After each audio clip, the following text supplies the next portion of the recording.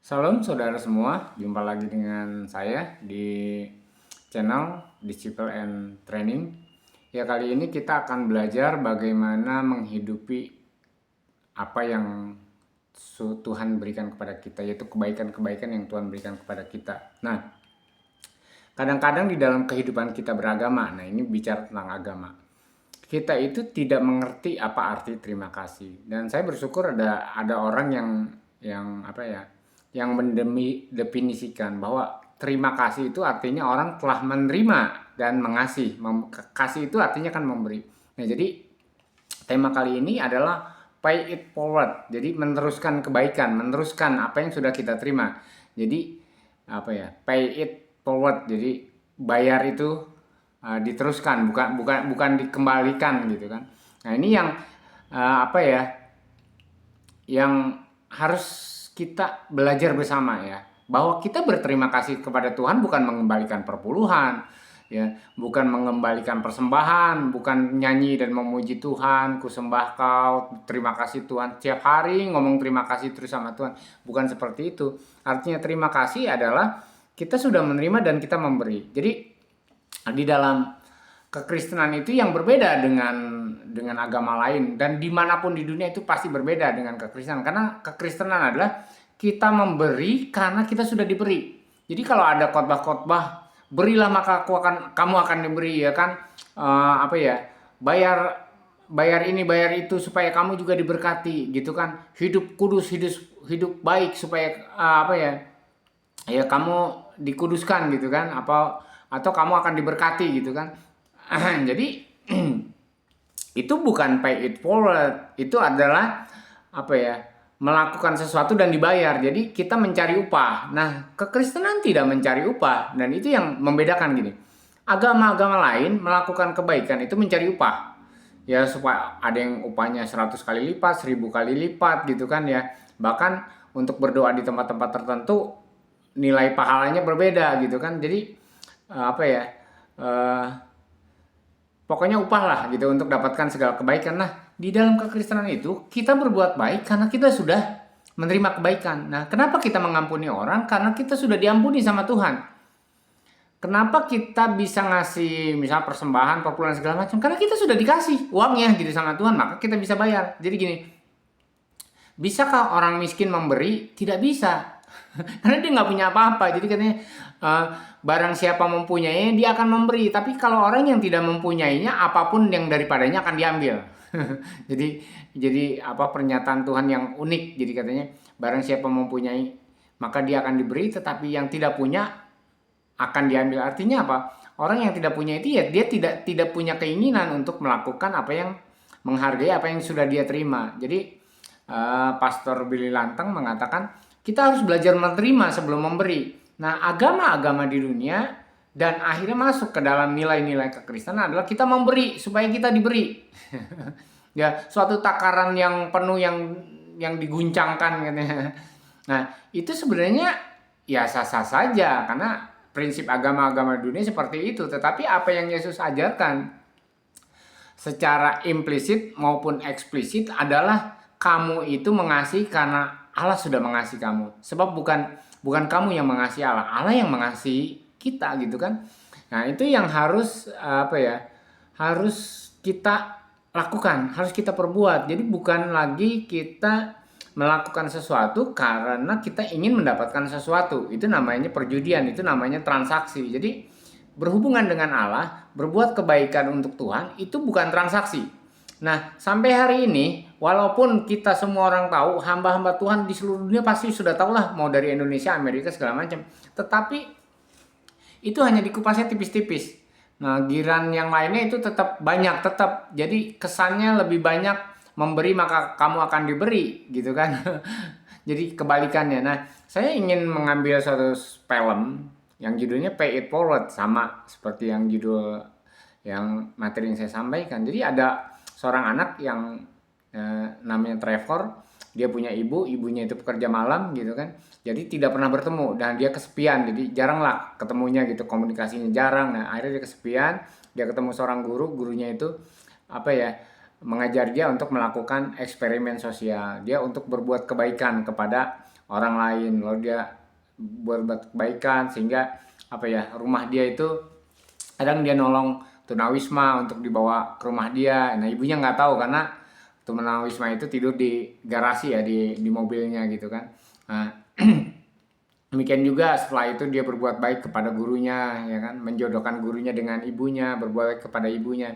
Dan dalam suatu titik dia itu mengalami kebuntuan, dia merasa bahwa semua yang dia lakukan kebaikan itu gagal.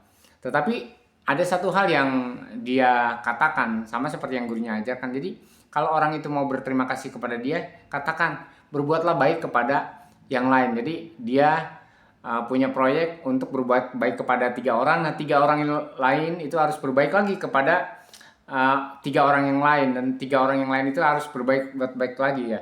Jadi dia ternyata nggak mudah untuk berbuat baik dan dia menghasilkan kebaikan ya, sehingga suatu titik akhirnya dia seperti kecewa karena dia berbuat baik kepada gurunya, berbuat baik kepada ibunya, ternyata tidak terjadi apa-apa, bahkan berbuat baik kepada seorang tunawisma pun dia berbuat apa-apa. Tapi ternyata ada suatu kejadian ketika seorang wartawan terjadi insiden, terus dia dapat mobil gitu dari seorang yang itu, karena orang itu mendapat kebaikan dari seseorang dan kebaikan itu dari seseorang lagi, dan wartawan ini akhirnya menyelidiki, nah kenapa orang ini berbuat baik, dan akhirnya ujung-ujungnya dari kota yang jauh itu dia menemukan orang yang bernama Trevor ini, anak umur 12 tahun yang selalu berusaha untuk meneruskan kebaikan. Nah akhir dari kisah ini adalah Trevor menjadi terkenal ya, artinya terkenal setelah apa yang dia lakukan gitu kan,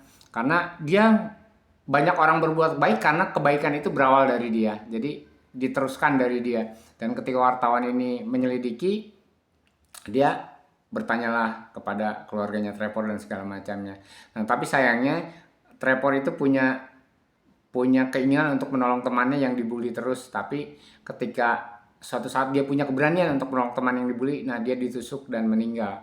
Nah ketika keluarganya, ibunya ini stres dengan apa yang terjadi dengan Trevor, umur 12 tahun dia meninggal, dihiburlah sama gurunya Trevor ini kan, bahwa Trevor itu banyak melakukan kebaikan. Dan ketika dia melihat di depan rumahnya, saya terharu jadinya. Ada begitu banyak orang datang karena mereka menerima kebaikan. Jadi tanya siapa yang pertama kali melakukan kebaikan, Trevor. Lalu Trevor ini melakukan kebaikan, dan begitu banyak orang membawa lilin ke depan rumah Trevor yang meninggal di usia 12 tahun, karena mereka sebenarnya mendapat kebaikan dari kebaikan-kebaikan yang orang lain lakukan. Dan di sini saya belajar bahwa sebenarnya orang yang berterima kasih kepada Tuhan adalah melakukan kebaikan seperti yang Tuhan lakukan. Dan saya terharu dengan film ini. Film ini bicara sebenarnya tentang Yesus dalam kehidupan kita. Ketika Yesus sudah berbuat baik, Yesus sudah mengayomi kita, Yesus sudah mengampuni kita. Terus apakah kita juga berterima kasihnya dengan cara apa? Nah, gereja-gereja, hamba-hamba Tuhan, maaf nih teman-teman juga, hamba-hamba Tuhan, selalu mengajarkan baik, kembalikan kepada Tuhan, berterima kasih kepada Tuhan gitu kan. Tetapi tidak meneruskan kebaikan kepada orang lain. Nah, padahal ya kenapa saya bahas ini? Bukan itu salah. Tapi gini, karena Allah mengutus Yesus ke dunia ini supaya orang melakukan pekerjaan-pekerjaan seperti yang Yesus lakukan.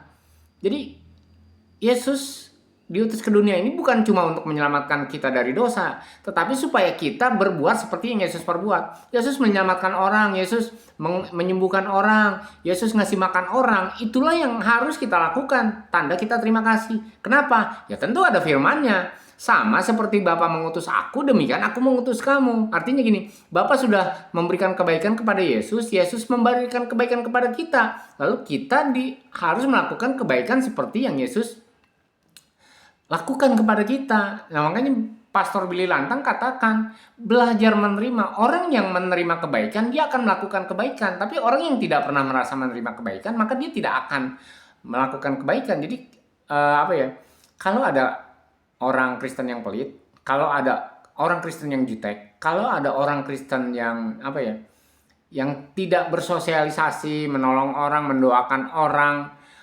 memberi kepada banyak orang, ya itu aneh. Artinya ini statement dari banyak orang juga, hamba-hamba Tuhan yang memang ingin memberi itu ya seperti itu. Dan saya setuju bahwa kekristenan kita itu akan aneh kalau kita tidak pernah memberi. Karena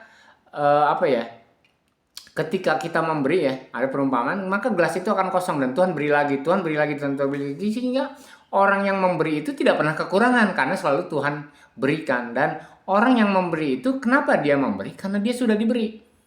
Jadi kalau kita ingin memberi orang 100.000, pasti kita sudah punya. Kan nggak mungkin kita ngasih uang 100.000 ke orang kalau kita tidak punya uang itu. Artinya kita sudah diberi. Dan ini yang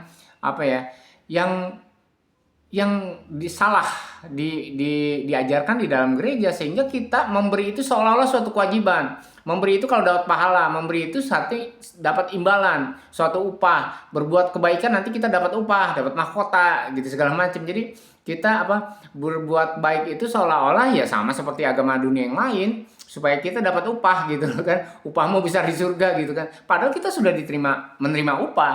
Nah, kekristenan adalah hidup yang sudah kita diupahi, sudah diselamatkan, sudah dihidupkan, sudah diberkati, ya tinggal kita memberkati. Makanya kata Tuhan, karena aku terang, kamu terang, karena aku garam, kamu garam. Karena di dalam dirimu mengalir aliran-aliran hidup. Jadi aliran hidup itu harus mengalir gitu loh kan. Yaitu Roh Kudus yang ada di dalam diri kita. Nah, karena dampak pengajaran yang salah, yaitu berbuat kebaikan karena kita ingin mendapatkan upah, berbuat kebaikan karena kita seolah-olah menjadi beban, sehingga kita lupa bahwa kita berbuat baik karena kita sudah dilakukan, sudah menerima kebaikan. Nah, jadi saya mengajak kita, yuk belajar menerima kebaikan. Tuhan sudah mengampuni kita, tapi jangan-jangan kita tidak merasa diampuni gitu kan. Tuhan sudah memberkati kita, tapi jangan-jangan kita tidak merasa diberkati. Nah itu, banyak orang seperti itu. Wah ini kan uang saya kerja capek gitu misalnya. Ketika kita mau beri kepada, oh janganlah, kan saya masih butuh ini, saya butuh anak sekolah, butuh rumah, butuh bayar listrik, segala macam. Nah, karena dia tidak merasa bahwa yang Tuhan beri kepada dia itu, hanya berhenti sampai di dia, jadi stop. Gitu, makanya tentang talenta dari 1, 2, dan 5, itu menyatakan bahwa ketika stop sampai di orang itu, kita, dan kita tidak memberikannya lagi, maka talenta itu berhenti ya. Seperti contoh yang pundi-pundi Sarfat ya, ketika seorang janda menuangkan minyak ke buli-buli ya, selama masih ada yang bisa dia keluarkan, itu masih akan terus mengalir. Tapi ketika sudah tidak ada lagi, maka akan berhenti. Jadi kebaikan itu akan terus kita terima, dan kita terima selama kita juga meneruskan kebaikan itu. Makanya pay it forward ini penting bagi orang Kristen. Jadi kalau ada orang dunia ini melakukan kebaikan itu untuk dapat pahala, agama lain melakukan itu supaya bisa masuk surga, nah kita tidak. Kita sudah dijamin menjadi anak-anak Allah gitu. Kita sudah dijamin masuk surga, kita sudah dijamin lah ibaratnya jaminan kemenangan, jaminan kecukupan segala macam. Nah, kita harus melakukannya. Membayar itu berterima kasih. Kita bukan berterima kasih kepada Tuhan dapat uang, "Oh, terima kasih, haleluya," tapi tidak memberi orang. Terus kita diberi kesehatan, "Yo, terima kasih Tuhan, saya diberi kesehatan," tapi tidak berusaha untuk membawa orang untuk sehat. Terus kita diberi makan, "Oh, kita terima kasih Tuhan, makanannya enak-enak," gitu kan. Tapi kita tidak pernah memberi kepada orang lain makanan itu. Jadi saya mengalami pergumulan ketika saya memahami bahwa saya sudah menerima kebaikan daripada Tuhan. Ya mungkin istri saya tuh bisa ceritakan bagaimana tuh saya kalau diajak ke makan restoran yang mahal-mahal, tuh saya bilang sama istri saya, nih pasti papa nggak nyaman nih. Kenapa nggak nyaman? Kita makan di restoran itu jutaan loh. Walaupun saya ditraktir ya, saya nggak mau makan sendiri, ditraktir. Tapi saya mikir ini jutaan, ini bisa ngasih makan ratusan orang gitu. Tapi kita makan gurame bakar, gurame asam manis yang harganya ratusan ribu, itu juga cuma jadi apa? Jadi jadi pup besoknya, dan itu nggak dampak apa-apa. Dan saya belajar kesehatan ya, belajar tentang tubuh manusia. Kita makan banyak juga tidak berguna bagi tubuh. Vitamin yang kita makan mau 60 mg, 100 mg segala macamnya, kalau itu tidak dibutuhkan itu dibuang. Jadi ampas. Kita makan nasi mau 1 centong, 2 centong, 10 centong itu akan dibuang. Jadi tubuh itu tidak bisa menerima lebih. Tubuh cuma bisa menerima cukup. Ya kan? Ketika lebih itu berbahaya bagi tubuh dan itu menjadi racun. Dan itu akhirnya Apa? Saya belajar bahwa sesuatu yang kita terima tanpa kita berikan lagi itu akan menjadi racun di dalam hidup kita. Nah, kenapa banyak orang-orang Kristen, banyak orang-orang kaya itu menjadi susah? Karena dia tidak mau memberi, karena dia merasa itu menjadi racun bagi dia. Apa yang menjadi racun? Wah, ini milik saya. Itu menjadi Tuhannya gitu kan.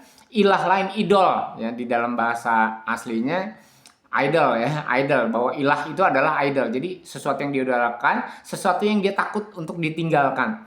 Jadi kalau orang takut kehilangan uang ya ilahnya itu uang. Orang takut kehilangan istri ya ilahnya itu istri. Orang takut kehilangan anak, ilahnya itu anak. Jadi ilah bagi setiap orang itu akan beda-beda gitu kan. Ya, jadi ini yang harus kita pahami. Kalau semuanya dari Tuhan, kita menerimanya dari Tuhan. Saya belajar ya, mungkin saya sudah ceritakan bahwa ketika Tuhan katakan semua yang kau miliki, anakmu, istrimu itu adalah punya Tuhan. Jadi saya tidak berhak takut kehilangan, karena yang harus kita takut adalah kita kehilangan Tuhan. Nah, apa yang terjadi misalnya di Taman Eden ketika manusia tidak takut kehilangan Tuhan dan Tuhan marah? Karena berarti ada sesuatu yang salah di dalam diri manusia ketika manusia nyaman jauh dari Tuhan gitu kan. Nah, ini yang harus kita renungkan bersama, kita introspeksi diri bersama. Yuk kita belajar untuk memberi karena kita sudah diberi. Jadi kalau masih ada di antara kita masih berpikir memberi karena untuk mendapatkan kembali balik lagi, untuk mendapatkan kebaikan, untuk katanya mencari yang dapat 60 kali lipat, 30 kali lipat, bahkan 100 kali lipat, itu suatu ajaran yang nggak benar gitu kan. Karena apa yang kita tabur itu bukan milik kita. Apa yang kita berikan itu bukan milik kita. Kebaikan yang kita berikan itu karena kita sudah menerima kebaikan. Jadi seperti yang saya ceritakan dari awal, yuk kita belajar sama seperti Pastor Billy katakan. Belajar menerima dulu, baru bisa memberi. Jangan belajar memberi supaya menerima. Nah, ini yang terbalik. Jadi sekali lagi saya katakan, belajar menerima, maka kita akan memberi. Jangan belajar memberi supaya kita menerima. Nah, ini yang harus kita belajar bersama-sama supaya kita tahu bahwa tujuan kita diselamatkan adalah supaya kita menjadi seperti Kristus. Tujuan kita diselamatkan adalah supaya tujuan Allah menjadi nyata di dalam hidup kita, yaitu di bumi seperti di surga. Nah, ketika Yesus terangkat ke surga, ya, ada pertanyaannya begini. Kenapa Yesus harus meninggalkan kita? Karena supaya kita bisa meneruskan kebaikan yang dia lakukan. Jadi sebenarnya seperti itu. Jadi bukan kan Yesus perlu disalib dan mati. Iya betul, tapi Yesus sudah bangkit. Tapi setelah bangkit dia pun terangkat ke surga. Dia meninggalkan kita dan dia berkata, "Aku tidak akan meninggalkan kamu sendirian sebagai seorang yatim. Ya kan, aku akan memberikan kekuatan kepadamu melalui Roh Kudus supaya apa yang aku kerjakan kamu mengerjakan."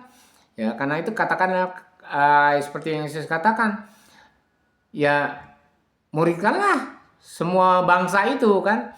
Ya, ajarlah mereka melakukan seperti apa yang aku ajarkan. Jadi ajar melakukan, bukan ajar membaca menulis, bukan ajar doktrin, bukan ajar perdebatan firman Tuhan, bukan ajar untuk menyelidiki kitab suci. Bukan diajar untuk menyelidiki kitab suci loh kita, tapi diajar untuk melakukan firman Tuhan. Nah, ini yang saya harus luruskan supaya kehidupan kekristenan itu bermanfaat, supaya kehidupan Kristen itu kita benar-benar punya hidup.